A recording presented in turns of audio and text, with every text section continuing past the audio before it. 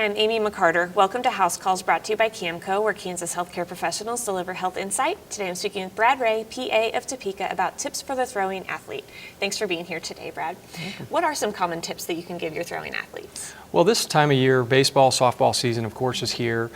Proper warm-up and stretching is very important. I think that many of the youth coaches are familiar with how to warm up a child. Typically, as the coach gets more experience, they incorporate more stretching and warm-up into the routine before they're throwing.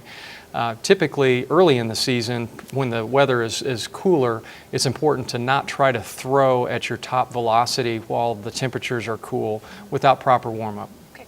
What do you do if pain develops?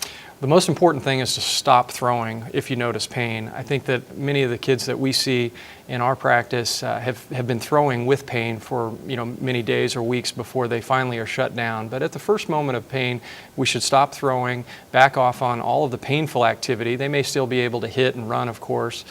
Using ice 15 or 20 minutes following the throwing activity, and the simple anti-inflammatory type medicine of ibuprofen would be helpful. Okay. If the pain goes away, how do you suggest getting back into throwing?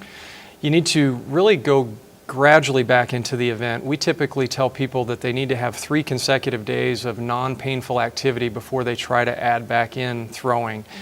They start with short tosses and progress up to longer tosses, all of course with the appropriate warm-up prior, and be very gradual how you progress from there. Okay. Is there any point that anyone should call a provider?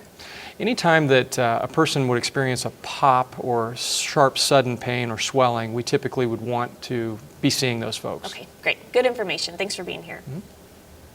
Please join us next week for a new health topic discussion on House Calls.